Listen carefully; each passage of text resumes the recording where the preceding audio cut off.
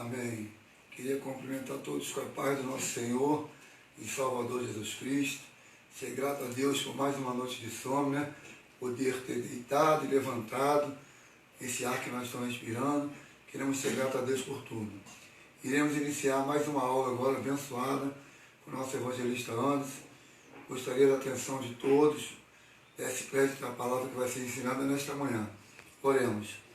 Deus bendito, Deus eterno, Deus santo, Deus todo-poderoso, Deus fiel, Deus que nunca perdeu batalha e jamais vai perder. Queremos ser grato a Ti, Senhor, por mais uma noite, Senhor, de sono na Tua presença, por poder, Senhor, ter levantado. Muito obrigado por esse ar que nós estamos respirando. Obrigado por tudo, porque até aqui, Senhor, o Senhor tem nos ajudado, o Senhor tem nos sustentado, o Senhor não tem deixado, meu Pai, faltar nada para nossas vidas. Toma, Senhor, a direção, a primazia desta aula. Usa o Teu Filho poderosamente para falar conosco nesta manhã. Pai, joga por terra todo impedimento, toda barreira. Fala conosco nesta manhã e nos dá a vitória em nome de Jesus. Amém e amém.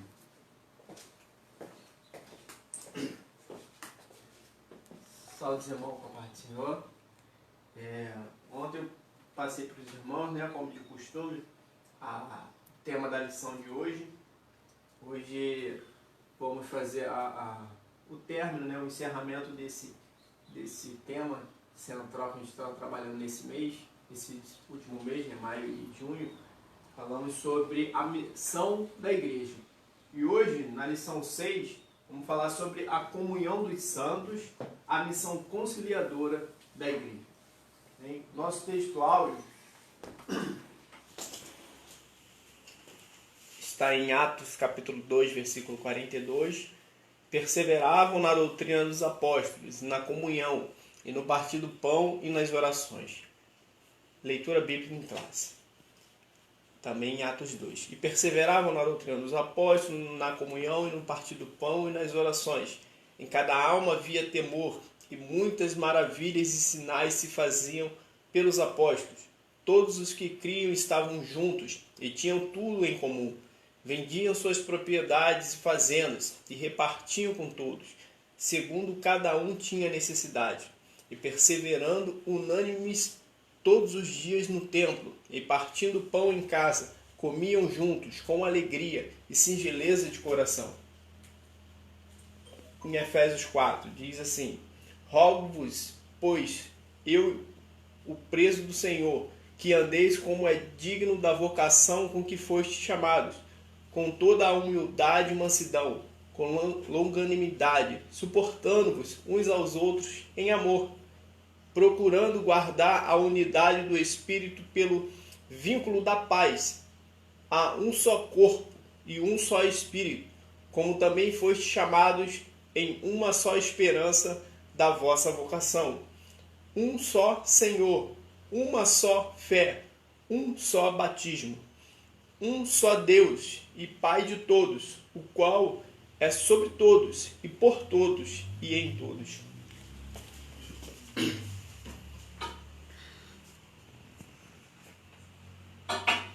Então, a gente usou como referência aqui dois textos, né, em Atos capítulo 2, em Efésios 4, que vai falar sobre a união, né, a unidade da igreja, sobre a comunhão.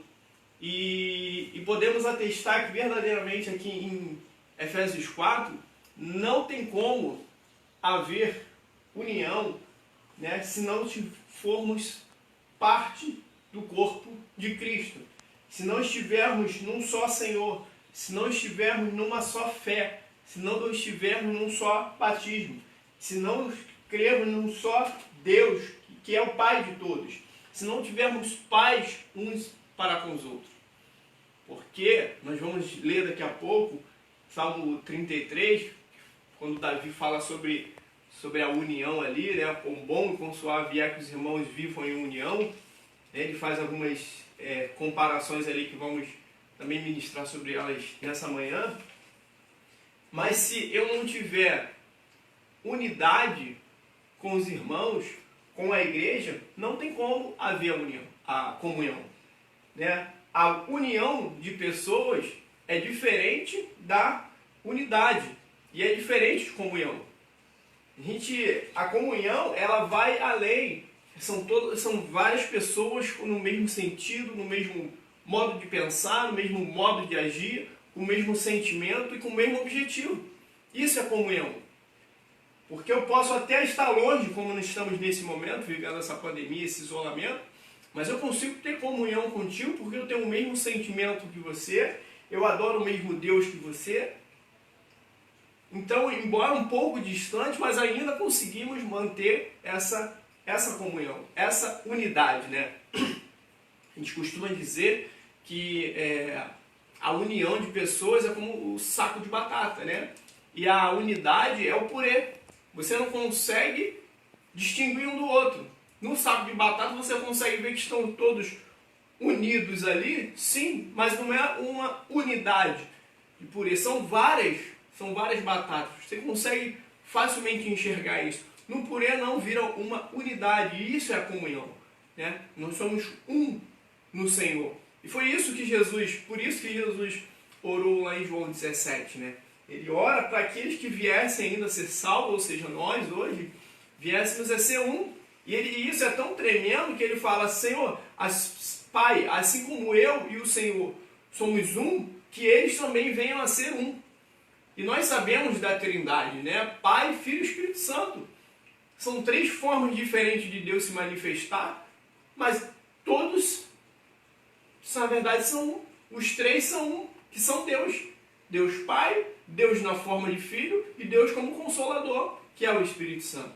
Então, a comunhão e a unidade que Deus quer da igreja é essa, que venhamos a ser um, né? Um só coração, um só Espírito, um só batismo, uma só fé. Porque se começar as discussões de questão de fé, de batismo, se houvesse, né, vários deuses, não tem como ter unidade. A gente vê a Torre de Babel, por exemplo. Havia comunhão ali? Não. Havia uma união para conquistar um objetivo? Sim. Mas não havia comunhão. Porque cada um queria o seu interesse. Então, quando Deus olhou aquilo, Deus viu aquilo com maus olhos. E o objetivo por trás daquilo era um objetivo ruim. Então, ali não havia a unidade. Havia uma união de pessoas com um objetivo, né, ruim. Então, isso não agrada a Deus. Abra sua Bíblia, por favor, no Salmo 133. Vamos discorrer um pouco sobre esse salmo.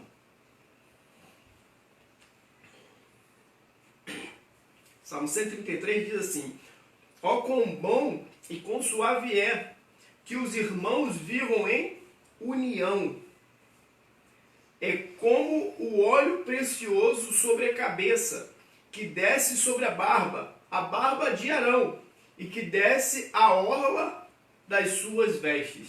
Aqui o salmista, ele está fazendo esse cântico, e o pano de fundo que estava por trás desse cântico é o seguinte: Davi fora ungido rei, né, pelo Senhor. Ali Samuel visitou a sua família e ele foi escolhido. Mas isso durante ainda o reinado de Saul. O povo Israel, eles passaram por um momento que eles não tinham rei, né? Tinha a figura do sacerdote e os juízes. E diversos juízes ali, de acordo com cada tribo. E chegou um momento que eles falaram: não, nós queremos um rei. Nós queremos ser iguais aos outros povos. E Samuel se entristece ali, e Deus visita Samuel e fala: Samuel, o povo não está te desprezando, eles desprezam a mim. E Deus concede aquilo. Não, vai lá então e unge Saul rei sobre eles.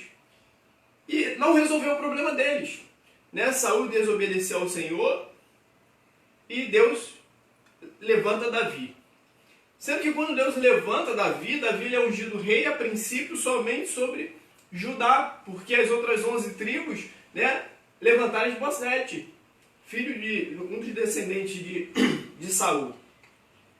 Com isso, começa um período de grande divisão entre o povo de Israel, né? Muitas brigas, muitos conflitos, né? Uma época, digamos assim, realmente sangrenta entre eles. e que não havia paz, não tem como ter paz nisso.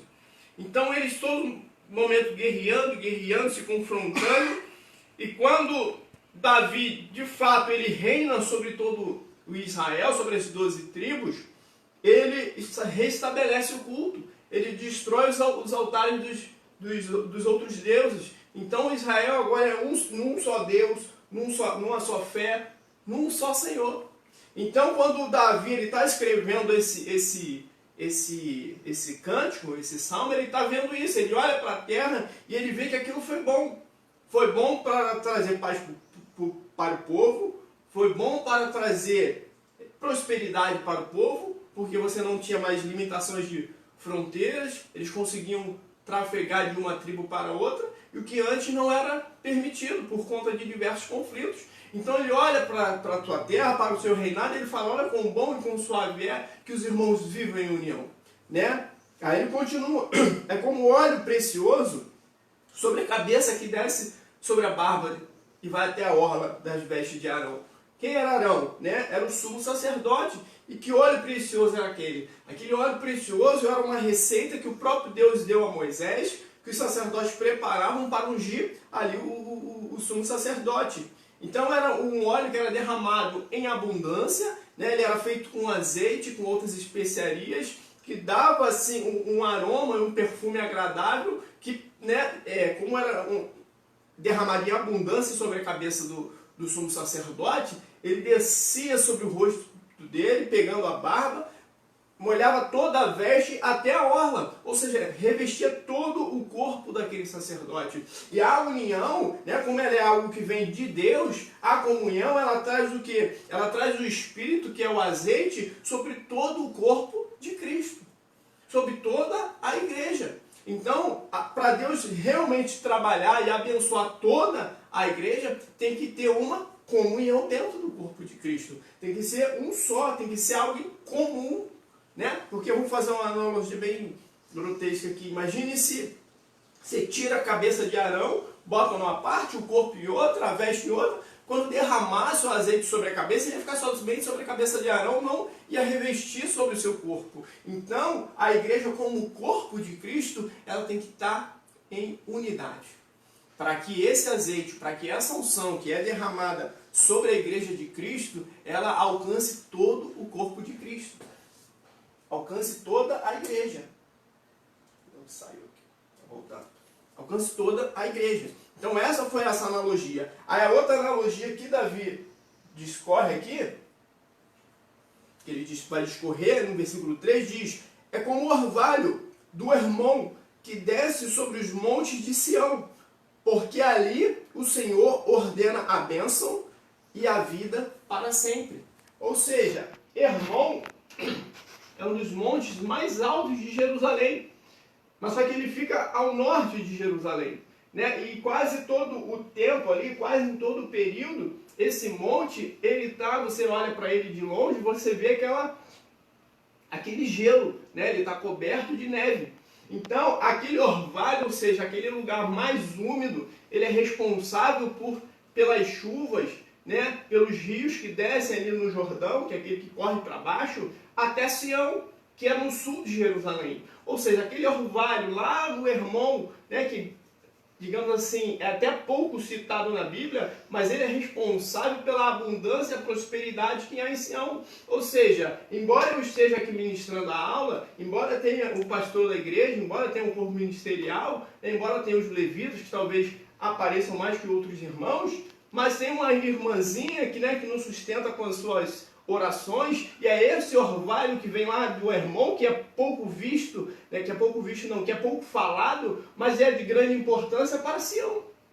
A gente fala muito de Sião, sobre o Monte Sião, né, a gente fala muito sobre Jerusalém em si, mas Hermon. Mas é esse orvalho que vem do Hermon, essa humildade que vem lá de Hermon, que consegue abastecer toda a Jerusalém.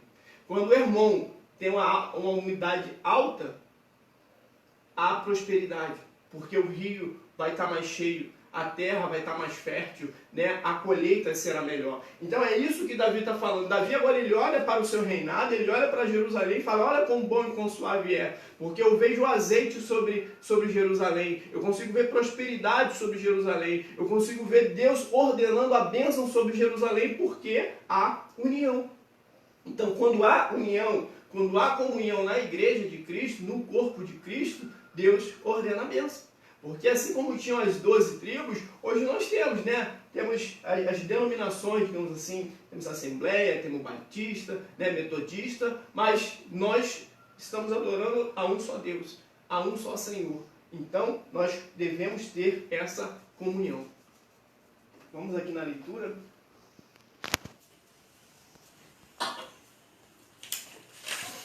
Introdução, né? A palavra-chave diz assim: comunhão. Este termo designa o vínculo espiritual e social estabelecido pelo Espírito Santo entre aqueles que recebem a Cristo como seu único e suficiente Salvador. A palavra comunhão é a chave para entendermos o rápido progresso da igreja, formada por dois povos, judeus e gentios. A igreja somente progrediu mediante a comunhão e unidade de seus membros. A Bíblia assevera que de ambos os povos Deus fez apenas um, constituindo o corpo místico de Cristo. Significado de comunhão no Novo Testamento. Definição. A palavra comunhão é a tradução de um dos termos mais enfáticos a respeito da unidade e fraternidade cristã. E perseveravam na doutrina dos apóstolos e na comunhão, né, no koinonia. O sentido dessa palavra no Novo Testamento vai além de associação de pessoas, agremiação ou companheirismo. A comunhão que trata as Escrituras resulta da salvação que desfrutamos em Cristo. É a comunhão do e no Espírito Santo, a comunhão da fé e a comunhão dos crentes uns com os outros e com Cristo.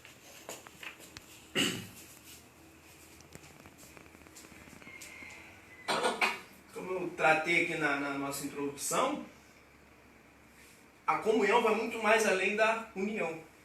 A gente pode pegar um exemplo em Juízes, capítulo 7, vai falar sobre Gideão, liderando aqueles diversos homens ali, precisam ir para uma guerra, e o Senhor olha, chama Gideão e fala, olha só, tem muitos aí, mas não são todos que estão, digamos assim, Deus não falou diretamente isso, mas era como se ele falasse, não vejo tanta comunhão no meio de vós.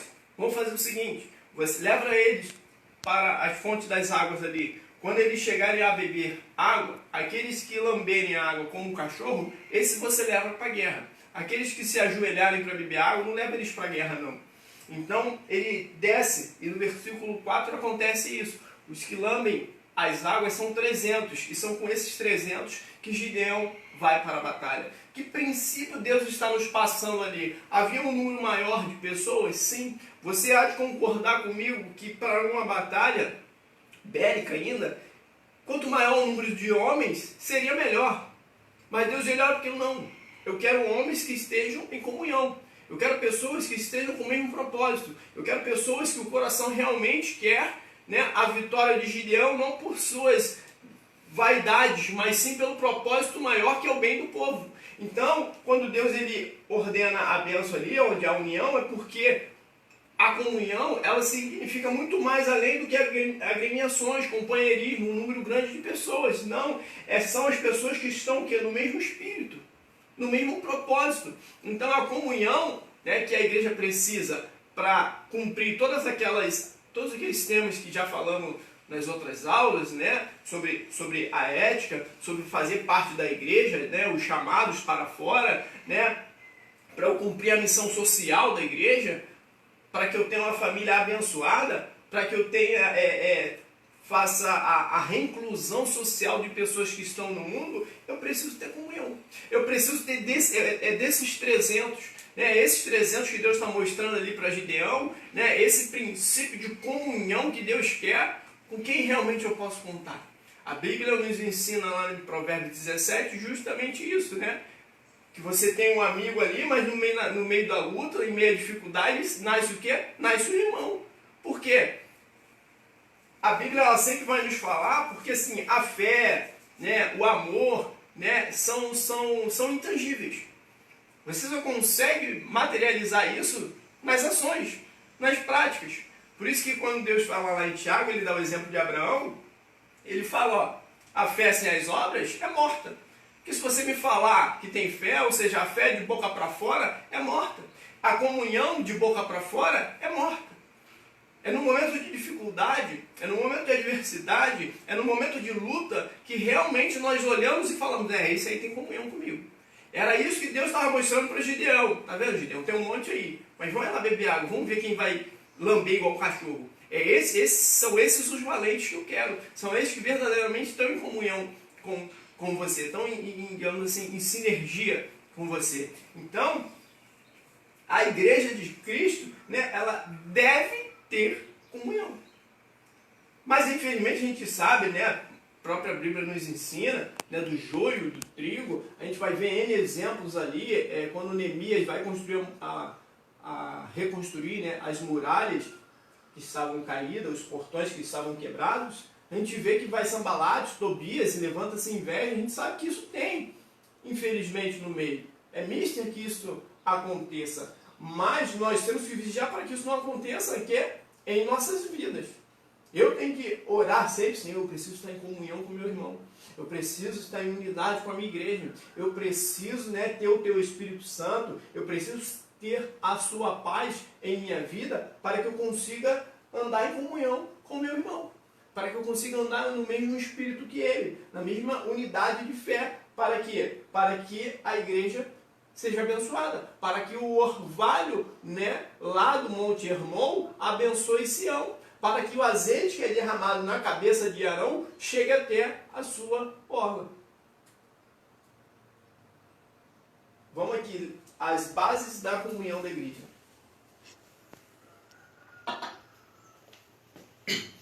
A igreja não é um clube de amigos ou uma associação humana secular. Também não é uma empresa. Todavia, é o conjunto ou comunhão dos remidos em Cristo, que compartilham da unidade do Espírito pelo vínculo da paz. A igreja é o corpo místico de Cristo, e cada crente em particular é membro desse corpo glorioso. Por conseguinte, a comunhão no Espírito é vital à unidade e à paz da igreja. Segundo Efésios 4:3, a comunhão, unidade e paz na igreja não são produto dos esforços humanos, mas uma ministração do Espírito Santo, uma vez que o crente é templo e habitação do Espírito de Deus. Somos todos um só corpo, servindo e amando a um só Senhor, compartilhando de uma só fé, um só batismo, uma só esperança, um só Deus e Pai de todos. Guardemos, pois, a unidade do Espírito pelo vínculo da paz.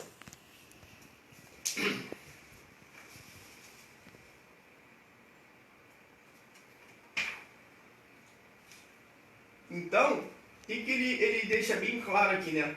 O que nos vincula, né, o elo para que a gente obtenha sucesso na comunhão da igreja é o Espírito Santo. Andarão dois juntos se não estiverem de acordo? Né? A luz tem comunhão com as trevas? Não.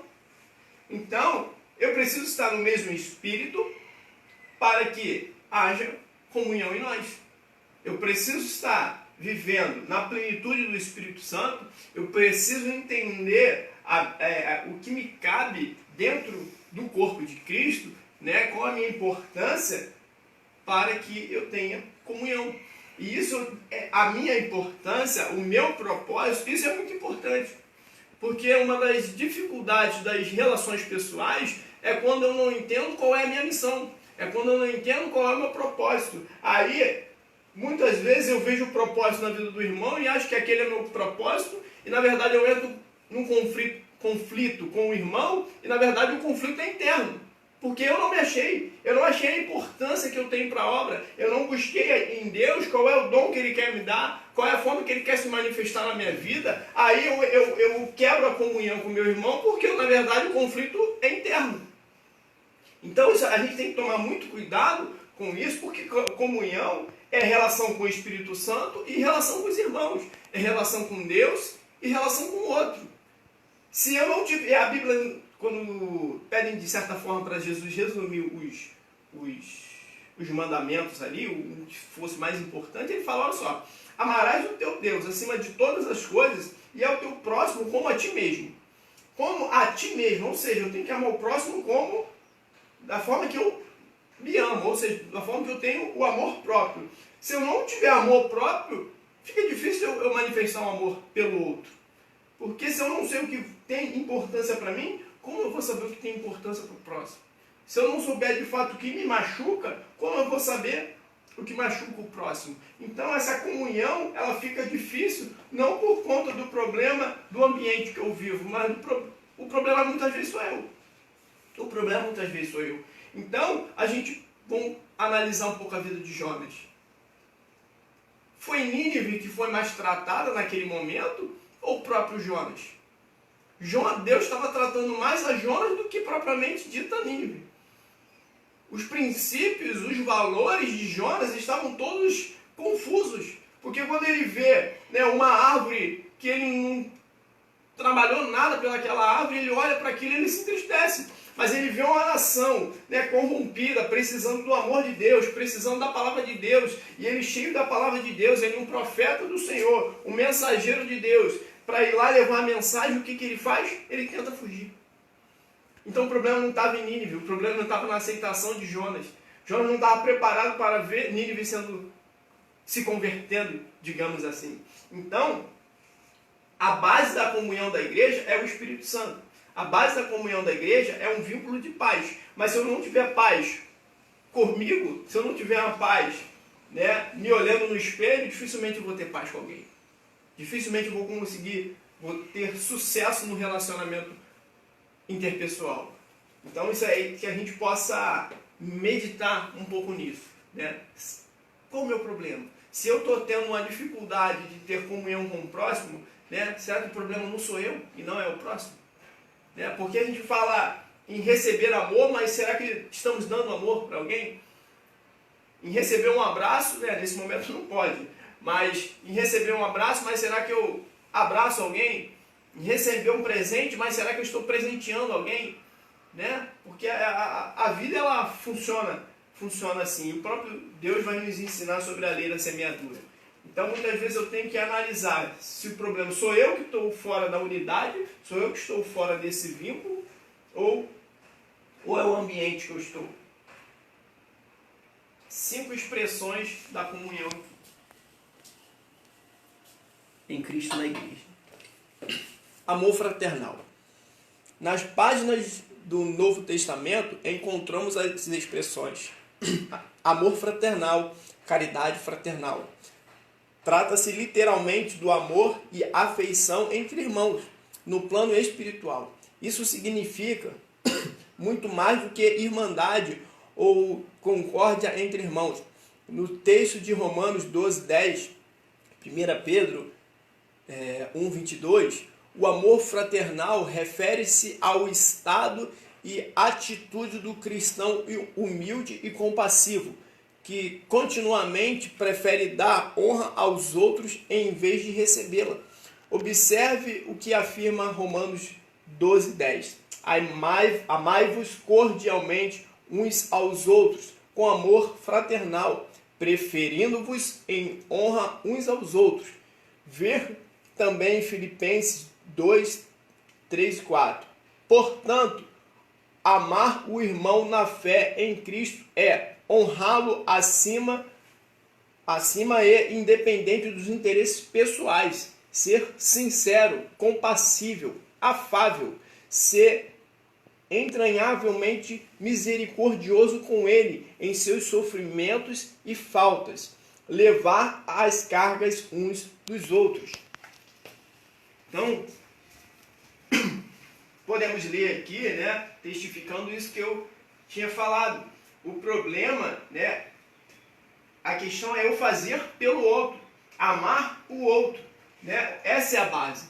Eu preciso ser capaz de olhar para o sofrimento do outro. A gente vê Jesus, a gente percebe nas atitudes de Jesus que ele tinha o quê? Muito o quê? Compaixão. Compaixão. O que é compaixão? Né? É fazer o bem ao próximo? Não, é muito mais além. É você sentir a dor do próximo. É você olhar para o outro e realmente se colocar no lugar dele, né? E ajudá-lo. Porque você percebe que consegue enxergar o sofrimento do irmão. Consegue enxergar o sofrimento do outro.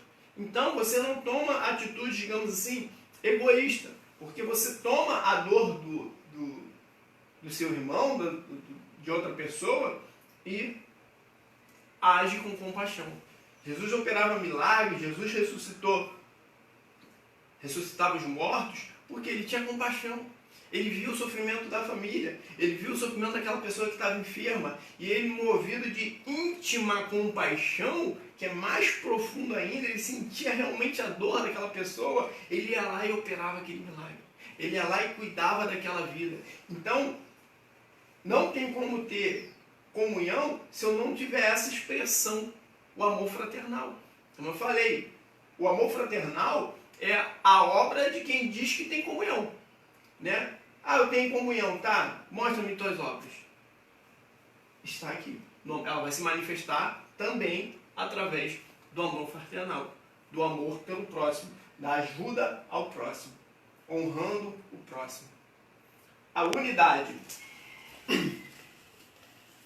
Jesus, em sua oração intercessória, fez sua mais ardente petição ao Pai, que todos sejam um, como tu, ó Pai, o és em mim, e eu em ti, que também eles sejam um em nós. A comunhão é includente e excludente. É includente, pois a comunhão do corpo de Cristo em um só Espírito, um só Senhor, uma só fé, um só batismo e um só Deus é possível somente entre os que nasceram de novo.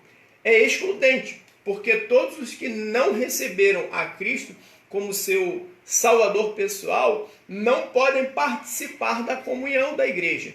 Os incrédulos não desfrutam dessa comunhão, porque a luz e as trevas, a justiça e a injustiça, o fiel e o infiel não se associam.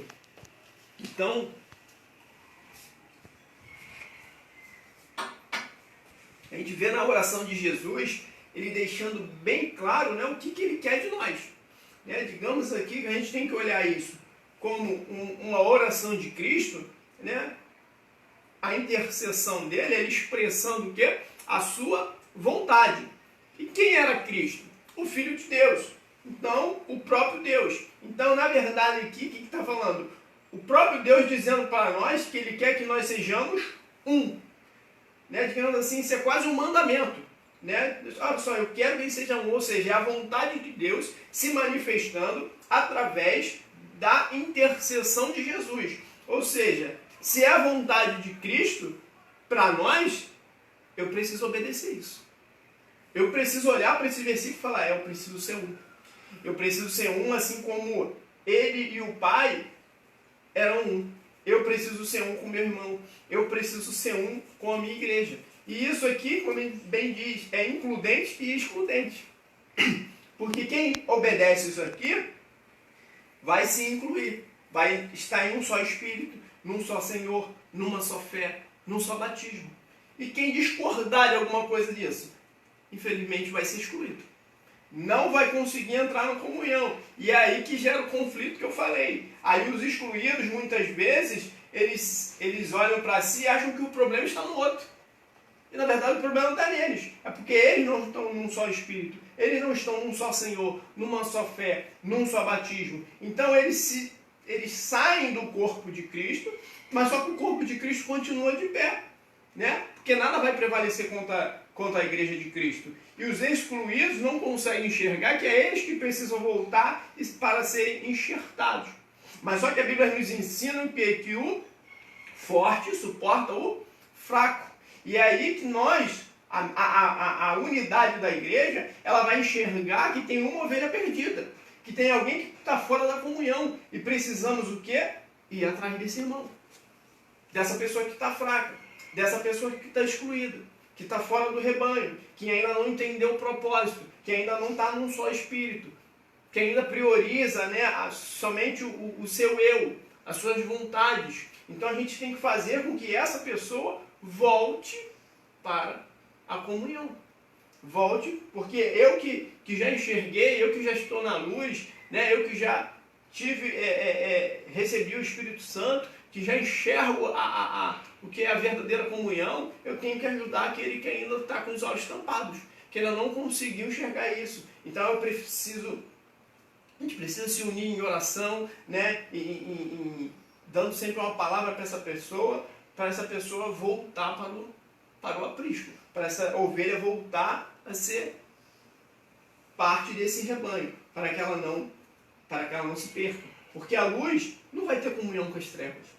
Então, naturalmente, a treva vai se dissipar quando acendermos a luz. Então, eu como luz, eu como sal da terra, eu tenho que ir lá, através da justiça de Deus, da palavra de Deus, tornar um infiel fiel.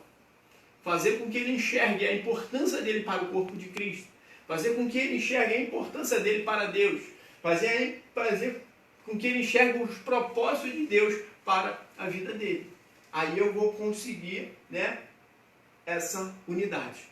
Amém? Porque da mesma forma que o excluído, às vezes ele não enxerga que o erro está nele, nós que estamos na luz, que estamos, digamos assim, saudáveis espiritualmente, precisamos salvar essa pessoa.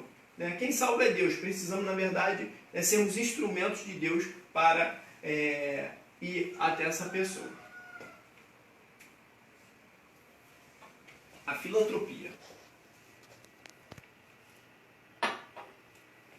O termo filantropia aparece no texto original de Tito 3:4, referindo-se ao incomensurável amor de Deus pela humanidade, a benignidade de Deus, nosso Salvador, e o seu amor para com os outros. Ou seja, amor para com os outros, né, que significa ali a filantropia. A expressão amor para com todos é a tradução da palavra original filantropia. Por consequente, significa benevolência, amor ao próximo.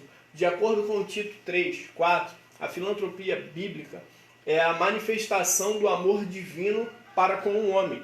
Na igreja do Novo Testamento, os cristãos reuniam-se a fim de participarem de uma festividade filantrópica denominada Ágape. Era o partir do pão. Em cada casa, de forma a quebrar toda e qualquer diferença social ou étnica.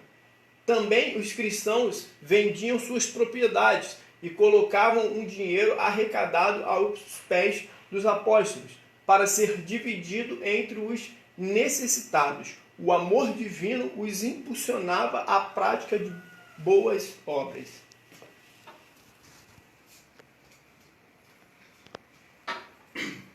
Então, essa filantropia, né, essa expressão de amor para com todos, né, e ela se manifestava nessa festa, né, na festa Ágape, que era o partir do pão. Eles se reuniam, né, e dividiam ali o que era necessário. Os que tinham melhores condições abençoavam os mais necessitados ali em termos de alimentos, sentavam-se às mesas juntos e partiam o pão. Então, na cultura judaica, essa festa, ela significava justamente isso. Era, digamos assim, a materialização do amor para com o outro. Eu via que o outro precisava, não tinha condições, através desse momento eu fazia, digamos assim, uma obra social, né? Digamos assim. E eles faziam isso. E isso aqui, digamos assim, é um tema bem atual que a gente vê, né, hoje, nesse momento que a gente está vivendo, a questão da pandemia, temos a questão do rapaz que veio a falecer lá nos Estados Unidos, né? Então as pessoas falando de racismo, mas a gente tem que ter um cuidado com isso, porque de eu não criar mais uma divisão, porque o que o adversário mais quer é colocar um contra o outro. Ele coloca aqui o mundo social, o mundo atual, digamos assim, vive, é esquerda contra a direita, héteros contra homossexuais, brancos contra negros, e isso é histórico. O discurso é um pouco mais longo, sim, mas não vou meter aos detalhes, mas eu tenho que tomar o cuidado disso não, em vez de nos unir, nos distanciar mais ainda. Porque, na verdade, esses polos que são criados, eles não podem existir. Nós temos que pregar contra esses polos e pregar a unidade. Porque justamente na confusão, não tem como Deus ordenar a bênção. Eu li um livro certa vez que fala sobre relações pessoais e ele fala justamente sobre isso. Ele falou, numa discussão, ninguém ganha. Numa discussão, todo mundo perde. E olha como ele diz profundo, ele diz assim, numa discussão, se você ganhar, você perdeu. Eu falei, como assim? Aí ele continuou discorrendo. Falou, se você ganhar numa discussão, você provou que aquela pessoa que estava discutindo com você estava errada. E provavelmente essa pessoa vai ficar ferida com aquela discussão. E a Bíblia nos ensina o quê? A fugir de vãs discussões. Então, não é porque eu vá deixar para lá, mas eu tenho que esperar um momento certo de que a pessoa esteja pronta para conversar sobre determinado assunto. Porque se eu entrar, digamos assim, no dito mais popular, de sola, dificilmente eu vou conseguir o meu objetivo. Se eu tentar convencer um pecador do seu pecado só batendo no pecado dele, dificilmente eu vou conseguir trazer ele para o reino. Eu tenho que esperar um momento determinado, dirigido por Deus, e aí eu vou ensino a pessoa que o racismo não é de Deus, isso é obra do inimigo, você desprezar outra pessoa pela sua classe social, pela sua raça, pela sua cor. Eu tenho que saber colocar as palavras para que de fato eu conquiste. Não é eu aceitar o que a pessoa está falando, mas eu tenho que saber o momento exato de falar. Porque se eu não souber falar no momento correto, em vez de eu trazer aquela pessoa, eu vou distanciar mais ela de mim. Porque ela vai pensar, sabe o seguinte, o Anderson discorda de mim, vou evitar conversar com ele. O pastor não concorda nessa prática que eu estou fazendo aqui, vou evitar conversar com ele. E o que o adversário vai fazer com essa alma? Vai pegar mais para si. Vai pegar mais para si, vai afastar essa pessoa mais ainda de nós. Então nós temos que orar a Deus, assim como Paulo orava, pedia para a igreja orar por eles. Olha só, ore por mim, para que o abrir da minha boca seja me dada a palavra do alto.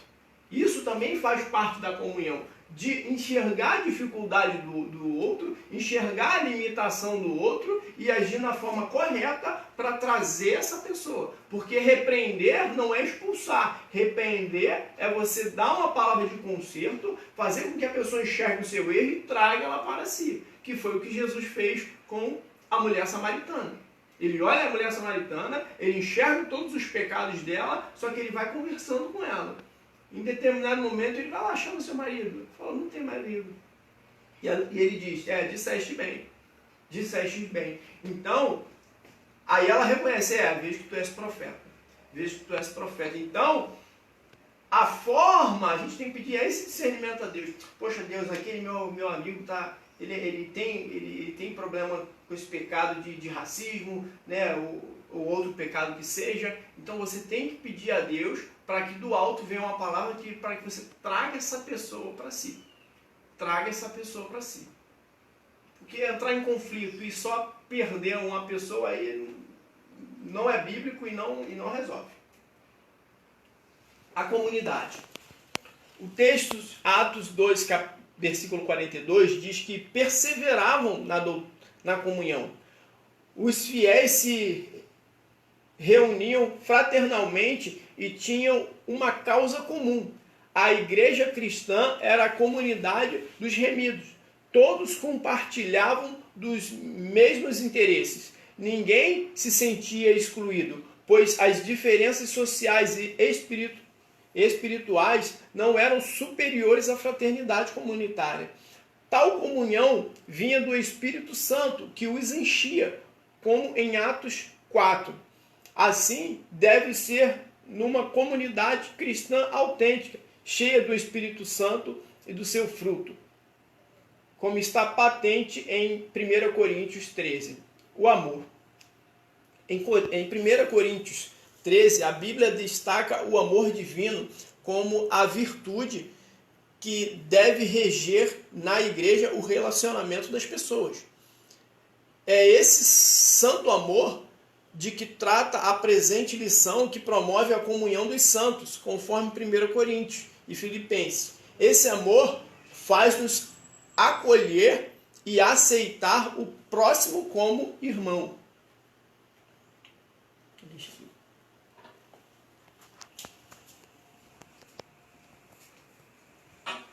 Então, como a gente está discorrendo aqui, a comunhão, né, ela tem que me permitir viver em comunidade. Não tem como eu falar que eu vivo em comunhão se eu não consigo viver com o próximo, se eu não consigo conviver com o próximo, né? Se eu não consigo participar das reuniões da igreja, se eu não eu me isolo totalmente da igreja, aí vou aos cultos só aos domingos, né? Entrego minha oferta, entrego meu dízimo e não estou nem aí. Quando eu era professor dos jovens e dos adolescentes, né, eu falava muito isso. Eu falei, irmãos, a igreja é diferente da escola. A igreja, a gente tem um relacionamento um pouco mais profundo do que o da escola. Por que isso? Na escola, né, com quantas pessoas eu estudei, desde lá do meu primário até lá o mais alto nível de estudo que cada um tem alcançado, foram várias pessoas. Alguns ali viraram verdadeiramente amigos e você tem um relacionamento até hoje. Mas outros você sabe o nome, sabe onde mora, mas não tem uma convivência com ele. Por quê? É o teu amigo da escola, é um colega da escola. Então, você não consegue participar de uma comunhão, de uma comunidade, de uma unidade e repartir de fato verdadeiramente aquele amor fraternal, o amor ágape por ele. Você apenas tem ele como colega de escola. Você mudou de turma, acabou aquele relacionamento. A igreja não. A igreja nós fazemos parte do corpo de Cristo.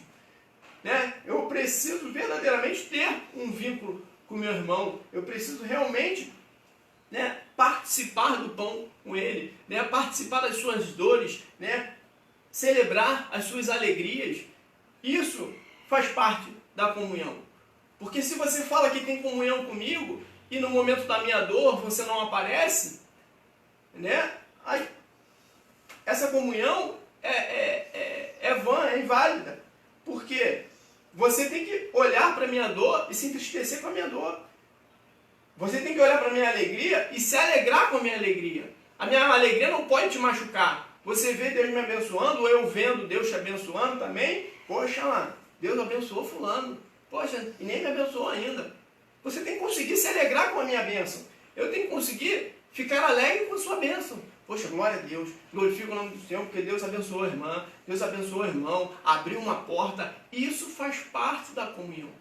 Porque a sua alegria é a minha alegria. E a sua dor vai ser a minha dor também. Então isso é o quê? Faz parte desse vínculo, porque eu vivo em comunidade contigo. Né? Eu estou no mesmo espírito que você. Né? Eu verdadeiramente amo a sua vida, você tem um amor pela minha vida e a gente vai manter, digamos assim, esse vínculo dentro do Espírito Santo de Deus. A comunhão através dos dons espirituais. Esse é um tema também muito sensível também. A comunhão dos santos requer decoro e ordem no culto cristão.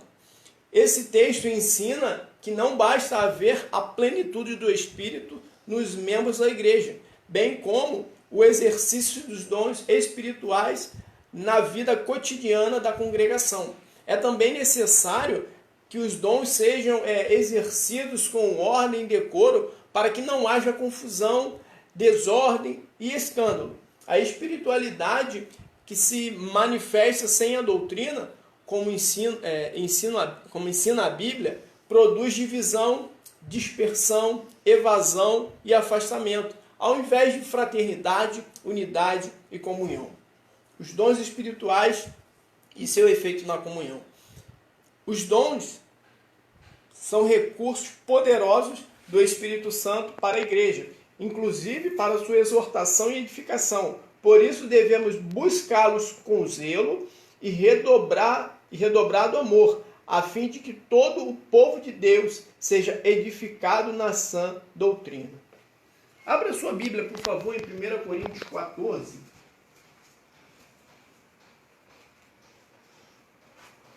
1 Coríntios 14.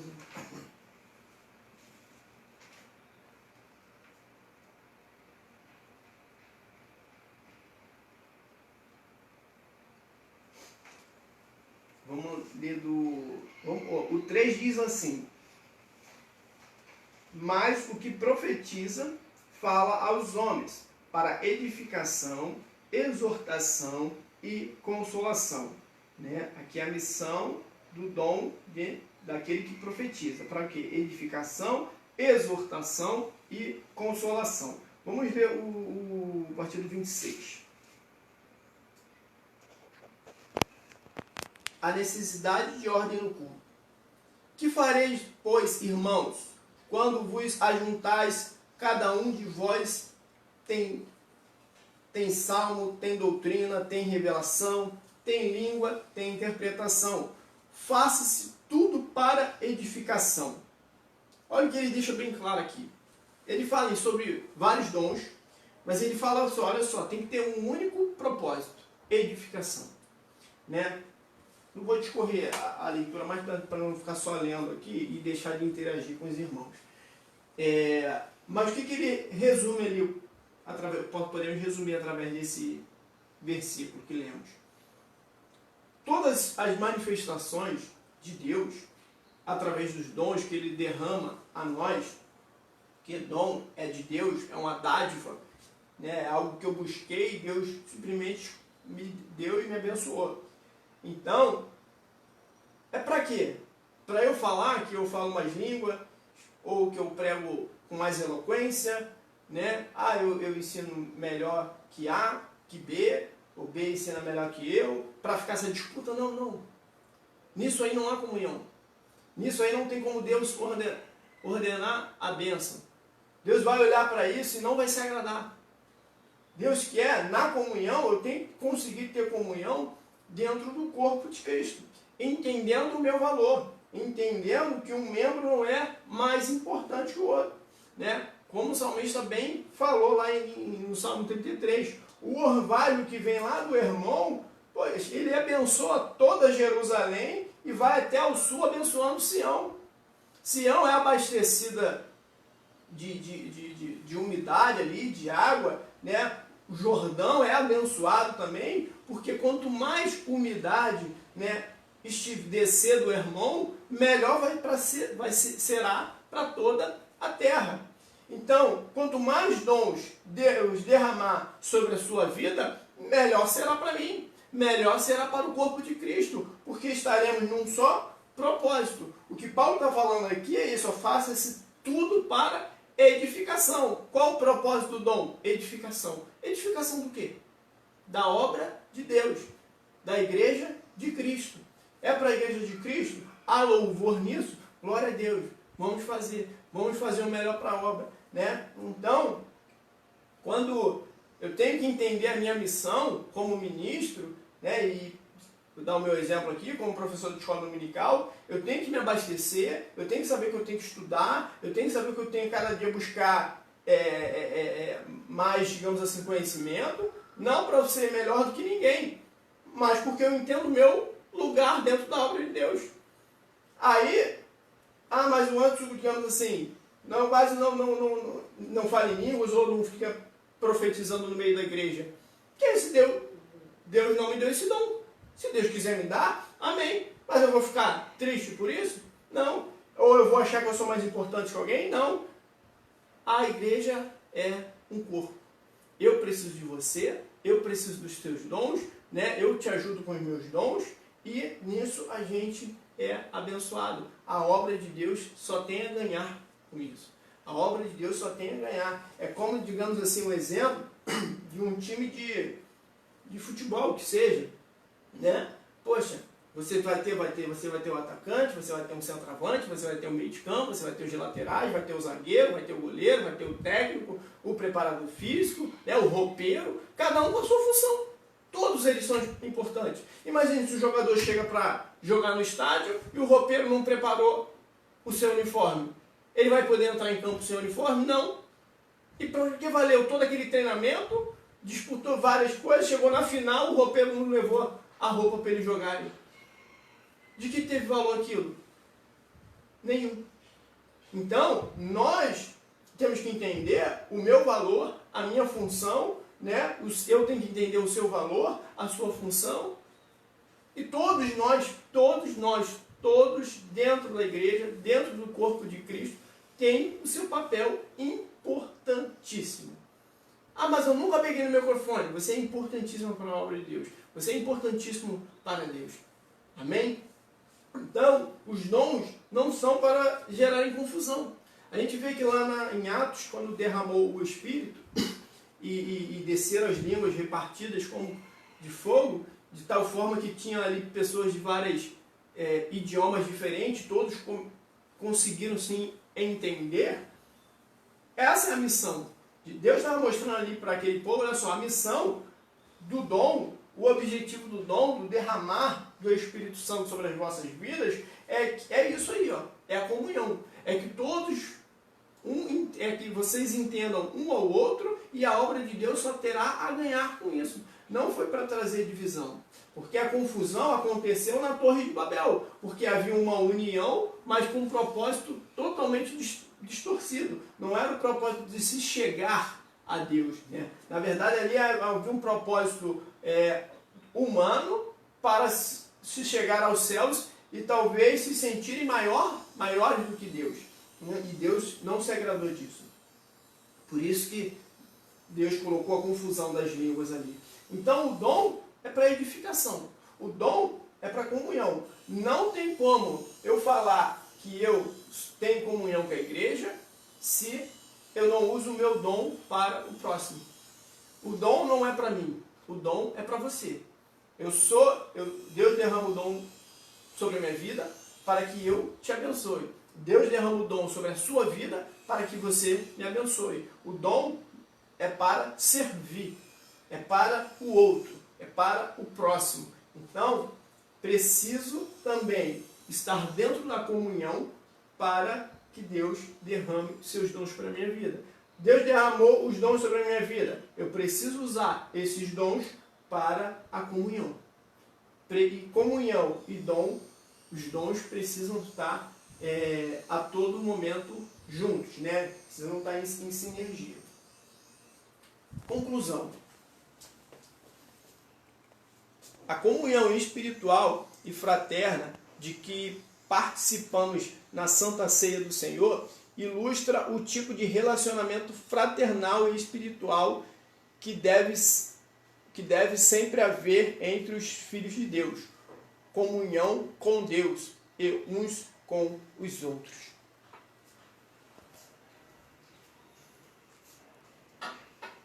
Então, o ato de Santa Ceia, né, digamos ali, ele reúne todos os aspectos da comunhão.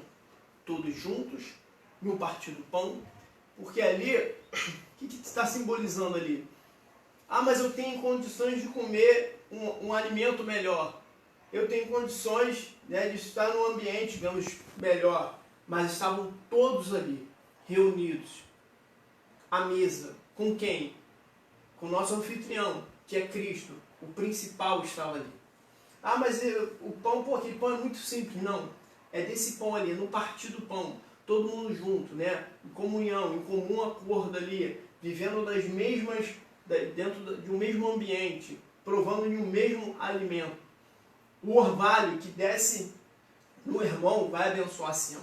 A bênção que é derramada sobre a minha vida, ela vai te alcançar. A bênção que é derramada sobre a sua vida vai me alcançar. O dom que é derramado sobre a sua vida vai me alcançar. É comum, é em comunhão. O que é meu é seu, né? O dom não é meu, o dom é de Deus para servir a você. O dom não é seu, o dom é de Deus para você me servir, para você me abençoar. As minhas bênçãos, elas vão te alcançar. A sua dor será a minha dor e a sua alegria também vai ser a minha alegria. Então, todos à mesa reunidos. E essa simbologia da Santa Ceia reflete bem a comunhão. Eu preciso perseverar na doutrina dos apóstolos. Eu preciso perseverar. Engraçado que esse verbo, né, o perseverar, ele vai ilustrar o que? Ele precisa ter uma ação minha. Eu também tenho a minha participação, entendeu? A comunhão não é só eu depender do outro para comigo. Eu tenho que parar um pouco. Peço que os irmãos parem um pouco também na sua casa aí e pensem, eu estou em comunhão com a igreja? E perseveravam. Ou seja, eu preciso perseverar, é uma atitude minha de manter, estar em comunhão com a igreja. Então, faça por favor uma autoanálise nessa manhã, né, aproveitando essa lição. Poxa, eu estou em comunhão com a minha igreja? Eu estou participando do pão com a minha igreja? Né? O que eu estou fazendo pelo outro? O que eu estou fazendo pelo próximo? O que eu estou fazendo, né? De que forma eu estou servindo ao meu irmão? Porque isso é muito importante. Às vezes a gente tem que parar para analisar isso. Senão a gente vive a rotina do dia a dia, as nossas lutas, né? A gente, digamos assim, como o mundo fala, a nossa correria, e esquece de olhar para o lado. Esquece de olhar para o lado. Então é importante a gente parar um pouco e falar, opa, cadê minha comunhão? Porque senão a gente fica só querendo receber, né, digamos assim, uma ligação, receber uma ajuda, receber uma oração, e a minha perseverança. Eu ligando, né, eu agindo, eu demonstrando amor, eu demonstrando compaixão, né? Vamos analisar um pouco nessa ótica também. Amém? Então aqui a gente termina essa lição, né, da missão da igreja. Semana que vem entraremos em um novo tema. Convido o pastor para fazer as considerações finais dessa lição. E que Deus abençoe a vida de vocês. Muito boa aula, irmãos. Tomamos posse desse estudo nessa manhã. O irmão falou coisa tão profunda. E que nós mais precisamos nos dias de hoje é essa comunhão. Não podemos negar que muitas das vezes desejamos, né, deixamos de desejar essa situação. Realmente, muitas das vezes, falhamos nisso aí. Falhamos na comunhão. Nós possamos dar crédito a essa aula de hoje. Amém? Oremos. Deus bendito, Deus eterno, Deus santo, Deus todo-poderoso, Deus fiel. Queremos te agradecer, Senhor, por esta aula maravilhosa. Queremos te glorificar, Senhor, e exaltar o teu nome por essa aula tão abençoada. Nos ensina, Senhor, a ter comunhão uns com os outros, Senhor. Precisamos e necessitamos, Senhor, de cumprir a tua palavra na face da terra como igreja tua. Glorifica o teu nome em nossas vidas. Dá-nos, Senhor, um dia abençoado na tua presença. Logo mais nos dá um culto, Senhor, cheio da tua unção, cheio do teu poder, cheio da tua glória. Continua abençoando o nosso professor, Senhor. Continua abençoando o teu ungido, a tua casa, a tua família. Toma todos e a tudo nas tuas mãos e nos dá a vitória em nome de Jesus. Amém e amém. Deus abençoe a todos.